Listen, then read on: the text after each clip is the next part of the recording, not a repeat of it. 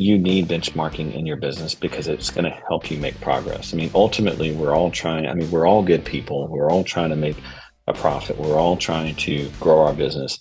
You need some sort of baseline to help guide where you need to focus. This is the PMP Industry Insider Podcast. Hello, everyone. Welcome out to another episode of the PMP Industry Insider Podcast, where we take a look at what is changing in the pest and lawn industries, and we take you to the front lines to those that are driving those changes. As always, I'm Donnie, Shelton, owner of Triangle Home Services, which has Triangle Pest as well as Triangle Lawn. And with me is the omnipresent, omniscient, or I don't know, I can keep the omni of omnis. How's that? Mr. Dan Gordon. Sounds good. That sounds good. Yeah. So, yeah. Good morning, Dan Gordon, PCO Bookkeepers, PCO M&A Specialists. I'm here with Donnie today. It looks like he's in a gulag or something, like some sort of Soviet jail cell. Yeah, I know. Where's that calm little fireplace that we normally see? Oh, yeah, I know. So for those of you that are listening and not watching, Dan is correct. I'm actually in a hotel and it's early morning and I don't have my normal setup, so hopefully you guys can hear me. But it is absolutely, it looks like I'm freaking getting, interviewed or something like that, or interrogated. So, and I probably will be by the end of this podcast, but continue on, Dan. I don't want to interrupt you. So anyway, let's see, announcements. Please support our sponsors. Our sponsors, Pest, which is an captive insurance company for the pest control industry. Some of the best and brightest folks in the industry use Pest for their liability, for their auto, workers' comp, and other. And then for those of you looking to do marketing, Coal March by WorkWave. To learn more, it's coalmarch.com. And if you're interested in joining a PMP industry peer group, please listen to episode 136 or go to pmpindustryinsider.com/peer groups. I don't know whether it's forward or backward, but maybe Donnie can tell you. He yes, unlatched me last week. So anyway, we're doing that with David Billingsley. We've put together several groups and they are actually doing quite well. So pretty proud of that. Yeah. And there is one more thing, and being the technical guru that Donnie is, I'm going to let him explain it because I have no idea how this works. And go ahead. Oh goodness. So yes. So if you've been listening to podcasts as of late, or if you've been keeping up with what's happening in the podcast industry, Apple has changed their approach to how they count podcasts. And so what will happen is that if you don't download episodes or don't listen to 5 episodes, they will automatically unsubscribe you from that podcast. So if you've not downloaded an episode recently, ask that you do that. It doesn't take a whole lot of time. You can follow us, of course, whether it be on YouTube, Apple Podcasts, however it is that you consume the content. My preference is YouTube, of course, but it could be whatever you'd like. So you can just go to the Apple Podcast app, search for our podcast, which is PMP Industry Insiders, and then select show page. In the top right-hand corner, you'll see a down or pause, and just tap the symbol to turn on automatic downloads, and you will not miss an episode. Of course, we always appreciate the follows and we appreciate views. At the end of the podcast, of course, I will tell you what to do with all the negativity. And with that, Dan, take us into our topic today.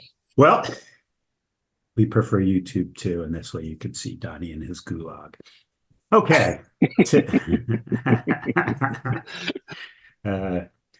Today's topic, want to do better than average? Use industry averages to benchmark. And this came about by a friend of mine who showed me a couple of social media posts. We love social media, LOL.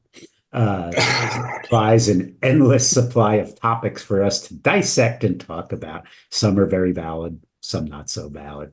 But over the last couple of weeks, we saw some discussion about benchmarking and industry averages. And in one such post, the question was raised that if I'm better than average, or I want to be better than average, why am I looking at averages? Why are they so relevant? And I kind of looked at it and I said, you know what? This is a great topic. It's a very interesting question. And so today we're going to take a look at some financial and operational averages and see why it makes sense to look at those averages in order to benchmark. So before we, what? Did I screw something up? No, you didn't screw anything up. I'm just laughing at this. Someone actually said this. Yeah, but look, the beauty of social media is, people don't hide. Okay, if you're the one, but hold if on. you, Go ahead. I was going to say, if you're the one that wrote that and you're listening to this episode, I'm going to apologize now because I've got some thoughts about this, and I don't know that they're very kind, but continue on because Well, I have to tell you before we got on, before we started recording, Donnie and I talked about this, and I kind of made fun of it, but Donnie said, "Well, that's your ego speaking," and I said, "You know what? You're absolutely right. It is what it is. People ask stupid questions all the time, and but out of stupid questions sometimes come really, really good points. And this is yes, like a foundational yes, question in terms of growing a business or doing, or trying to do a continuous improvement on any such thing. So before we continue, just so that we can kind of frame this conversation, I went on AI. Oh boy. And got a definition of benchmarking. I was well. Before you do that, can we at least set a little bit of framework and a few just disclaimers up front? So number one, I started laughing when he said this, mainly because it's almost a nonsensical observation. So, and the only example I can think of, just kind of off the cuff here, is I'm not a basketball player. Okay, I mean, I'm just not. But I mean, I know how to play basketball. And if I were to go, say, to my local Head Start or local kindergarten, and I were to be playing ball with those kindergartners, I'm pretty sure that even given my bad skills, I would dominate, right? In terms of averages. That's because you would be fouling those little kids and knocking them on their butt. Pushing them down. Yeah, pushing them down. I mean, but the fact is that I would be the top player, hands down. Okay. Yeah. Now, take me, now put me, hell, even in a high school game, I'm going to say pro, right? And I'm going to get decimated, right? So this whole idea that I don't need to look at averages because I'm above average, like it's almost like saying, well, I'm above average, but I don't define the scale of what above average even means. So if that's the case, then of course, right, I could go and play with kindergartners and be above average. But the fact is, you can't say that you're above average unless you've got some sort of scale that you're measuring against. And so if you throw out the scale and you say, well, the scale is not important because I want to be above average, then what are you doing? That doesn't make any sense. That's why I started laughing. So just to recap what Donnie said, that he wants to join kindergarten because he's probably is more intelligent than those kids, probably better at athletics, and can beat these kids on their cane. So, okay, but let's get back to our topic. So let's define benchmarking, because that's what Donnie was just saying. Okay, you've got averages and then you benchmark against it. So benchmark is a standard or point of reference against which things may be compared or assessed, right? So let's talk about benchmarking and how do averages play into benchmarking. And why don't you get started here? Get started. So first and foremost, let's just talk about why you should benchmark and why you should know those numbers. Okay, so first and foremost, this whole idea that, I'm going to be better than average, so I shouldn't look at averages, that's silly. No one is 100% and awesome in every single benchmark in the industry. And if you are, please reach out and show me on the podcast, shoot me an email, whatever. But I'm not telling you that no one is above averages, but I don't think anyone is in the top 1% in every single benchmark when it comes to our industry. So that's first and foremost. Second thing is that you can't really know like let's, in the case of like, just say pest and lawn, right? We're all playing pro now, right? We're all professionals. You do need to know what are normal people just like you who are out playing the game. How are they doing? And where are they landing? And that, ultimately that benchmarking is really an opportunity for you to look at your business from a very broad perspective and to say, okay, what needs to be improved now? And you may be great at sales, your gross margin may be down. Your gross margin may be great, but your lead production is down. I mean, there's just so many different things. And so this whole idea that I shouldn't have to look at averages because I'm better than average. Again, I laugh at that because, I mean, who knows? I mean, someone, maybe they just had a moment. I mean, we all do.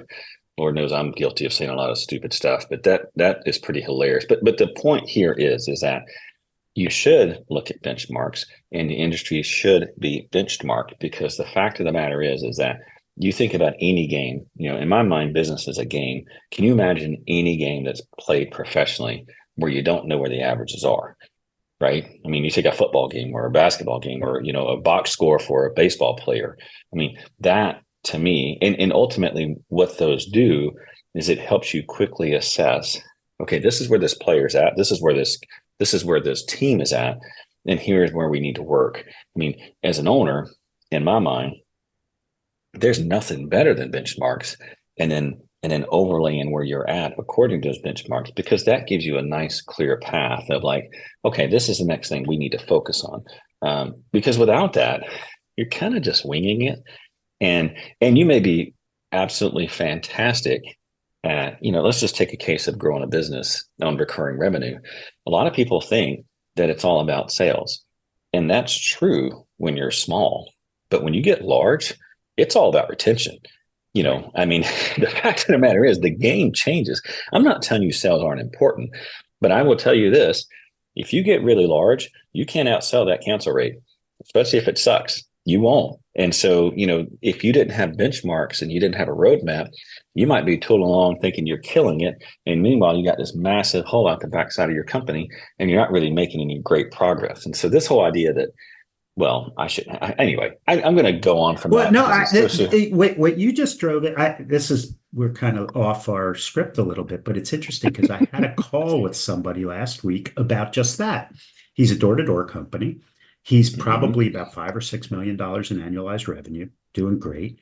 And he told me, because he didn't know what the industry average for attrition was, right? Door-to-door is usually higher, but he said, well, I don't really know what it is, but we are shooting for 8% this year. And I said, 8%, you're a door-to-door company. Even if you were a traditional company, 8% is crazy off the charts, amazing. I've never seen anybody do 8%. Maybe Centricon, just that piece of, because it's such a sticky service. Yeah. But 8%. But I said to him, well, what we usually see is 12 to 15% in best-in-class companies. Correct. But in door-to-door, we see significantly higher than that.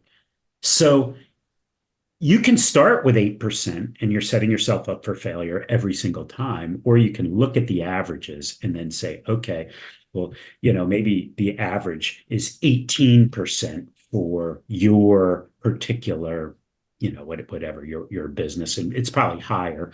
But if that's the number, then okay, am I better or am I worse? And can I ratchet it down to get to the average or better than average? But I got to at least know what the average is.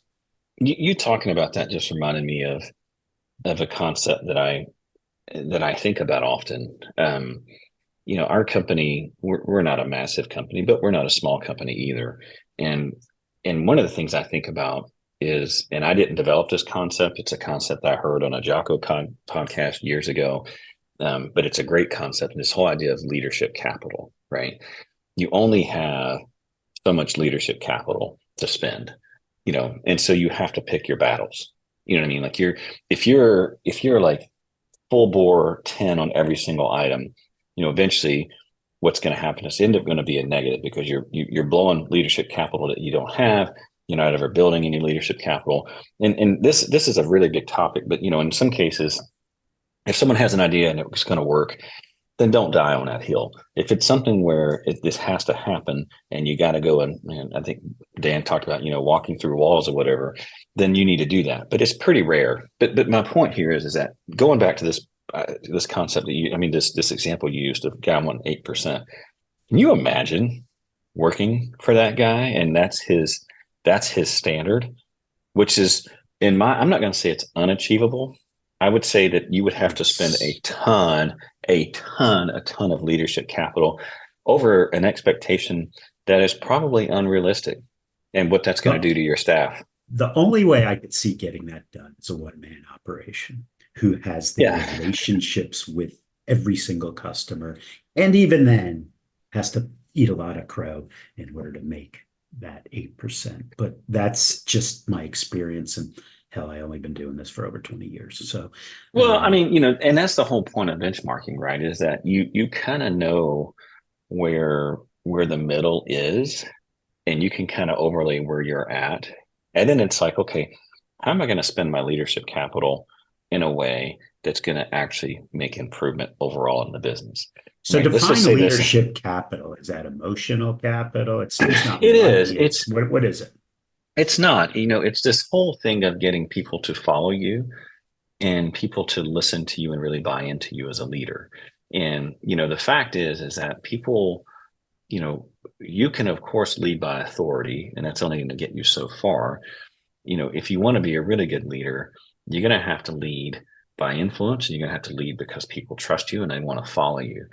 If you're someone who guns someone down over the silliest, stupid things, or you gun someone down over something that's unrealistic, they're no longer going to trust you, right? They're no longer going to have that relationship with you. And so you're really burning all of your leadership capital, the ability to get people to do things that they may not believe that they can do, because now they don't trust you. They think that you don't know what you're doing. And so ultimately, of course you can lead by authority, and of course you can lead by coercion, but you're only going to go so far, and you're not really going to get everyone's buy-in. So that's kind of, is that kind of clear leadership capital? No, that's a good one. So, absolutely. But so let's get back to our outline that we did. Okay. So, all right. So we talked about averages, right? That's your target, or not right. A target. That's a starting point, right? What is the difference between a goal and a benchmark? Okay. Yeah. Go ahead. So, goals are what you want to achieve, while benchmarks compare to your actual results against a reference, that reference being the average. So that's the difference, right? Goals are broad statements. Benchmarks are specific, measurable items. All right, this is where you and I are gonna depart a little bit. We're gonna have a little bit of it. Yeah. So first of all, a goal as a broad statement is not a goal at all. In fact, it's a wish. To me, a goal is not a goal unless it's, and I'm not going to go back into this whole SMART paradigm, but it's you're absolutely right. A goal has to have a time attached to it and a number attached to it, but it's broad. Correct. Right? It's I want my company to do $10 million. Okay. But the benchmark is, well, in order to do that, I need to keep my attrition under 15%. I need to have growth at 14%, blah, blah, blah. Gross, right? So that's. I don't like the broad statement about goals. Okay. It's too broad, but I will say this. You are correct, in terms of, yes, benchmarks are specific. I think goals need to be specific, and I think benchmarks help develop those goals. To me, when you think about the whole SMART, acronym, right? Specific, measurable, achievable. That third one there, achievable. Without a benchmark, how do you know? Right? How do you know? How do you know? This is achievable or this is not achievable? I mean, me scoring 20 points in a little league game in basketball versus me scoring 20 points in a college game, I'd say I have a lot higher chance in the preschoolers than I do in the college game, right? And so my point here is right? At least I know where I stand. The whole idea of achievable, that to me is where benchmarks are extremely helpful, and they're also extremely helpful in terms of measurement, because now you have something that is standard, that is that is a standard measurement that's used in the industry, and you know that this is where most people are coming in. So now when I make a goal, I can make a goal that I know that is either A, achievable, or B, not. So, all right, continue on. All right. Well, now that you shot that apart, let's do the let's do let's talk about what benchmarking is. And I came up with three elements of benchmarking. Checked my college textbooks, which are written in a cave somewhere, chiseled. Three elements of benchmarking is performance. You got to choose the KPIs to study. So the key performance indicators, right? So you can have plenty of benchmarks, right? You can have miles per gallon for your trucks. You can have, as we said, attrition rate. You can have gross margins. You can have, it can be all over the board, right? It can be contests with your technicians, right? And then what I like to do is to choose those benchmarks, and then you look at historic, your company internal, and then you look at industry and or broad business environment external, right? So do you have an accurate historic data point in your company? That's why it's really important to make sure that your CRM, the data in there is really good, that your QuickBooks, the data in there is really good, so that you can look at last year or the year before and say, I'm making these inroads. And then you could use our cost study or anybody's cost study or our Pest index, right? How are you doing against the industry, and or how you doing against the overall economy, right?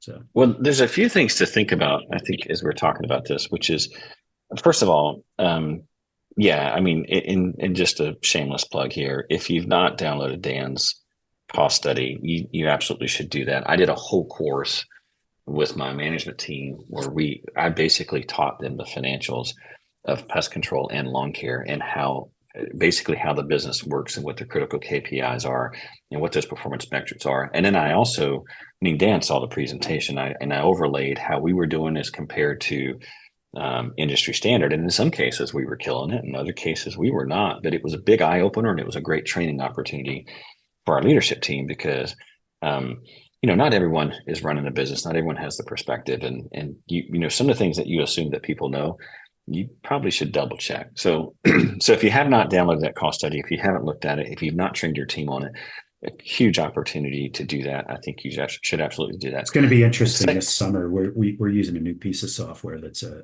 report writer that sits over all of our clients. So that cost study took hundreds of hours to put together. Now we're going to be able to do it like each quarter by hitting a button.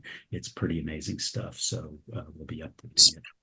That's pretty cool. The other thing I would say, and this is more of just kind of a caution as you go about this, is make sure that if you start looking at performance metrics and you push them against people, I see this mistake often, is sometimes people will judge the performance of, say, a sales team based on a metric that they cannot necessarily control. And so there are metrics for the business, there are KPIs for the business, and then there's KPIs for people. And what you don't want to do is use KPIs for the business and map it back to people, because it may be out of their control. Explain that. That's a an example would be, let's say that you have a marketing person, and you're going to say, hey, your KPI are sales. And let's say this marketing person, like, that makes sense, right? They're marketing, and their goal is, at the end of the day, at the end of the pipeline, the reason you do marketing is to get sales. Okay. But let's say that you're judging that person and you're using KPIs against them, again, just for sales.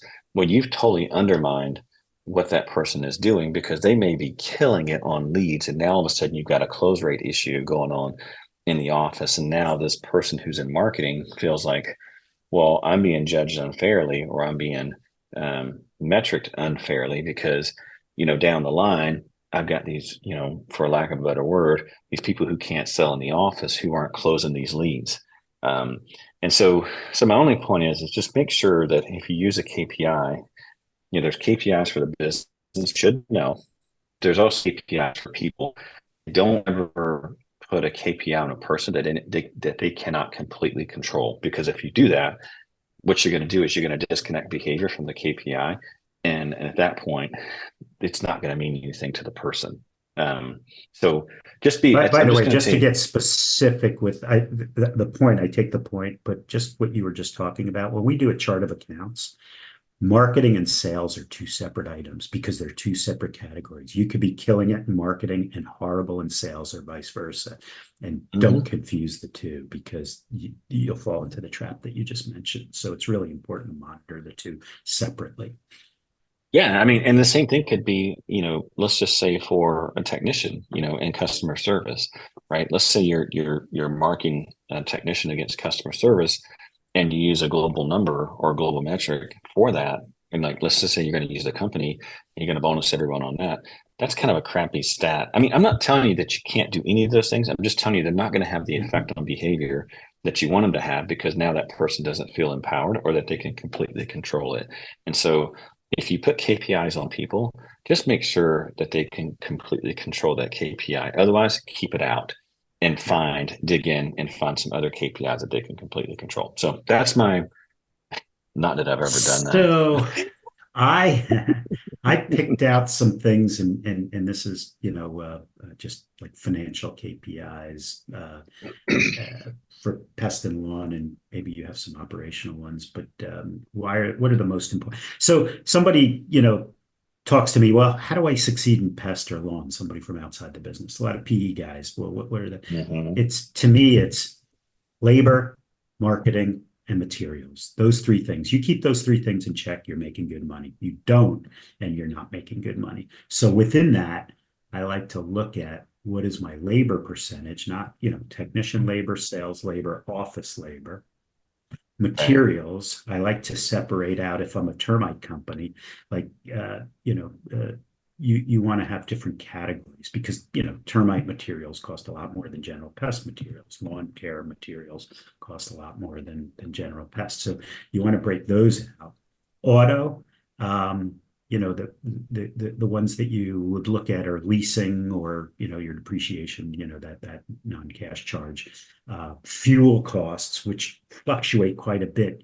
The interesting thing about fuel cost are that everybody in the world can relate to fuel costs, because everybody buys gas. So when gas doubles, they go, oh my gosh, the sky's falling.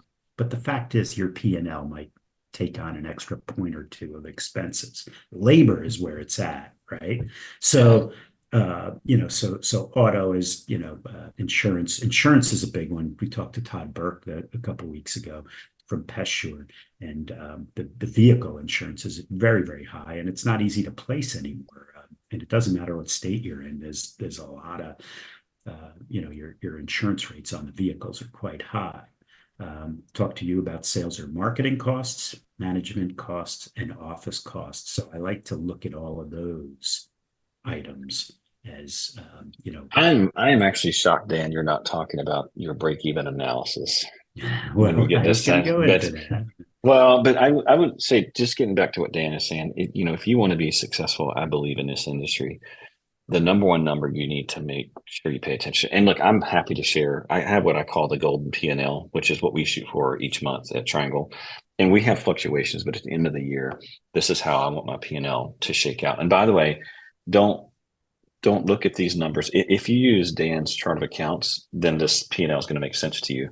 It may not make sense to you if if you have your P&L structured a separate way, because these numbers are not going to match. But the fact is that if you can manage gross margin, if you can really dial that number in, which is all your service labor and your insurance, fuel, auto, like the things that Dan was talking about, if you can really manage that one number very, very effectively, like for us, our golden P&L, it's 60% gross margin. We got to be above that. If we're not above that, then that means I've got something going on the service side, and I need to fix it. And by the way, that's a pretty high standard. 60%. That's ours, right? Rollins, if you look at Rentokil, they're not at 60%, but we definitely have clients that are 60. But I will say, in Donnie's mind, we do triennial service with monthly billing. It's a mediocre number. If you're Well, structured three time a different. year, absolutely, because your dollars Yep, per hour is so high. So let me just exactly. real quickly talk about let's talk about break even analysis. What does it take to break even? It doesn't, that's not as important. What's important is the concept of what happens after you break even, right? So Hmm. let's say, so your gross margin is 50%. I'm just using that, not that that's a good one, but I'm using that to keep the numbers simple. But let's say you do $100,000 worth of business. So your gross profit or your gross margin of 50%, that's $50,000. Let's say that it costs sales, marketing, and office cost another 50,000 fixed, right? So that's a fixed amount. So I do my 100,000. The first 50 goes to my direct costs to get to my gross margin of 50% or $50,000. The next 50,000 goes to pay off all these fixed costs. When I do $100,001, how much profit do I make on that incremental $1? 50 I mean, that's cents. 100. Well, yeah, you got your gross margin, but yeah, it gets, the 50 math cents, gets really good. assuming that my fixed costs don't go up, right? So let's Correct. say I do Correct. $200,000 in revenue. So I just went from break even at 100,000 to $50,000 of profit. This is a very interesting one because a lot of people think, well, if I double my business, I'm going to double my profit. No, your profit goes up exponentially. I can't tell you how many clients we've taken on while they were in the throes of trying to get that break even. And once they hit that break even, all of a sudden, what do you think it is? Dan, we owe a ton of taxes. Why? Right. Right. You're Yeah. doing exactly what you need to be doing. You're making money, right? So it's really, really important. Well, and so let's just say you figured that out again for us. If you manage that gross margin number extremely well, that to me is probably the most difficult one to fix, mainly Absolutely. because It's because it's it's pricing it's pricing, it's and rep efficiency. efficiency. Yeah. Exactly. These are but if you can get that dialed in, it makes the rest of the business nice. The other one on the golden P&L, so selling and advertising, 10%. That's kind of aggressive. Not everyone wants that. And by the way, these are Donnie's numbers. I'm not telling you this is what you should be. The cost study is going to tell you something a little different. It may be a little, as far as the average, you can set it wherever you want. If I was a growth company, I'm small, it might be 15, 20%. If I'm a mature company and I'm back and I've got the throttles back, I'd like actually 6 or 8%. But for now, we like moderate, so 10% for selling and advertising. And then on the general How much administrative side, selling and how much advertising? What are your yeah. So I mean, yeah. So it's going to be like 6 and 4. With 6 to 7 being on marketing, Mhm. um, and sales is not that expensive out of that. And then G&A, these are like paying your managers. This is paying your office. This is paying your rent. Those types of things. That's 27%. And if you do all of that, then that means your net profit really should be around 20, north of 20%. Mhm. And that's a That's best really in healthy. class. Yep, that's Correct. best in class. That's what we shoot for. And the beautiful thing is that if you fix your gross margin, all your other costs drop 100% to the bottom line. Meaning that if you're able to do advertising, any dollar you save in advertising, 100% of that dollar drops to the bottom line. Anything that you're able to do in the office to be more efficient, 100% of that saved dollar drops to the bottom line. And so that's really important, that while gross margin is your most important stat in my mind, you still need to manage S&A and G&A, because if you can get S&A and G&A, that's where you really make your money. I mean, Well, that's where you really make your profit. if you think about your business as a manufacturing process, you manufacture hours of pest control or lawn care, and the inputs. So your gross profit, as you said, is extremely important, or gross margin expressed as a decimal, extremely extremely important, because once you start to add volume at that gross margin, your profits go way up. Now, not to Right. say that all fixed costs are fixed. I like to call them stepped costs, right? So when you reach a certain level, you need a bigger office, you need another CSR, you need a copy machine, whatever. Another manager, So right? another manager, right? So Yeah. fixed costs are fixed for a certain period of time or a period within your P&L, and then they become a step cost. So they're variable, but they don't move up this way. They move like a step.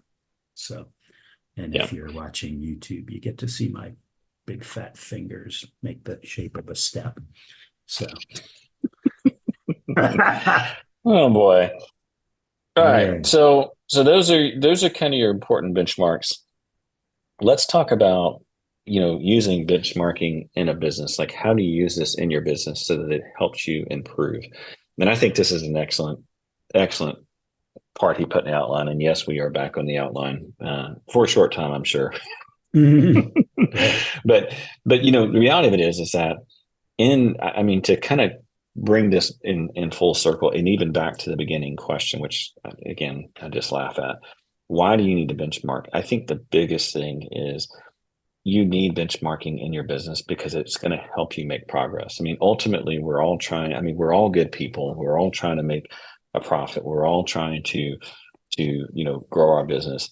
The reality of it is that you need some sort of baseline to help you to help guide where you need to focus. And then going back to this whole leadership capital thing, and so that you spend your time wisely on things that you really can improve and have a big impact in your business. If you're trying to move a number, I remember years ago when we were working on actually retention, and we got around 1% a month, and then it got to 0.8% a month, which was just phenomenal, in terms of retention.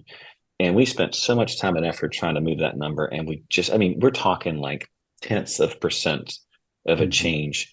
And it took so much effort to do that when we had other areas of the business that, that much effort would have made a huge impact. So my point here is that when you think about how to use benchmarking in your business, the reality of it is that you want to use it to help you fix big problems faster and to spend your leadership capital, to spend your time, to spend your effort on things that are going to give you the most.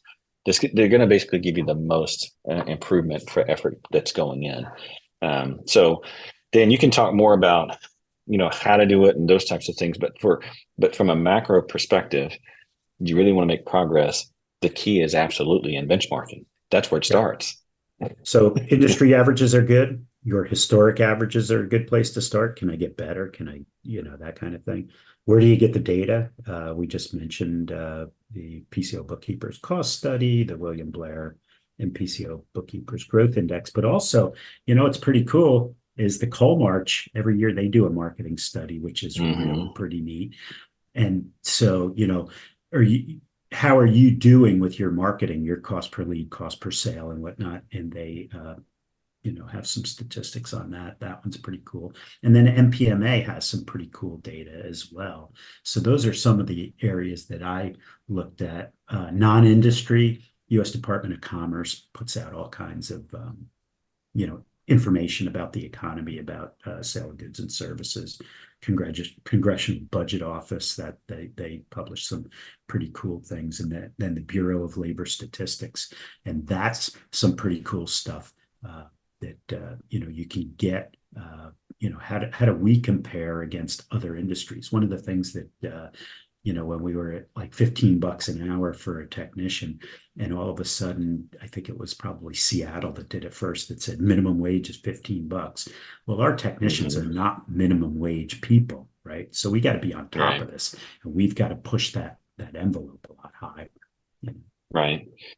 I would say too, the one thing that didn't make it on here that I would highly recommend that you look into, which is PPMA. PPMA is more focused on marketing and more focused on perceptions and those types of things. A fantastic source of data, especially for your business, and not so much on the benchmarking side, but really what the drivers are behind why people make decisions that they do. And so I agree with Dan. I think your best sources of data is going to be folks who are in the industry. So MPMA, PPMA, PCO, By the way, Colmarch. in a couple of weeks, I'm not sure what the date, we're going to have Jim Fredericks back on, who runs PPMA. And he's going to have a lot to say. He's a very interesting guy. So I think Maurice is setting that up. So that. And I would say your secondary sources, as far as commerce, the CDO and the Bureau of Labor Statistics, those are good. I think it's good to validate. I don't know that I'd hang my Oh, no. I'd hang my business on those, Yeah. So, all righty. You want to wrap us up here, Dan? Well, that's it.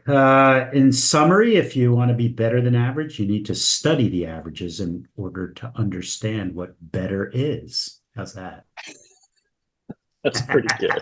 And I will bring it back around to our example, which is, averages only make sense in the realm of which you're in the game that you're operating in. And so, in some cases, someone may think, well, my averages are better than everyone else's, and that's fine, right? I mean, I think that's perfectly fine. If you look at your historical data and it's well above than where, let's say, the industry average data is, then you should goals on that because that's what you do. But I don't know any company that if you put them across every single average that we have is saying, well, I'm better in every single category. And if you are, then please reach out and enlighten me. But I don't know of a company that. So my point is that it's both. So, all right. Well, with that, just a reminder, all the resources and topics that we talked about today are available on the podcast website, pmpindustryinsider.com. Just take a look under show notes. And if you've never been to that section of the website, it's fantastic. Marisa, who really manages the podcast, does a fantastic job of kind of summarizing our meanderings and our going on and off the outline. And she somehow brings it into a coherent outline. I don't know how she does that, but she does it. So it's a great website. Also, as always, we appreciate any kind of ratings and reviews you have for the podcast. You can follow us on Apple, Spotify, YouTube, whatever it is that you listen to us. And we always appreciate any kind of ratings that you can give us. And if you have any complaints, we ask you to direct those to Dan. And with that, we'll sign it off. We'll see you all next time. Take care. Sounds good. Take care. See ya. Bye.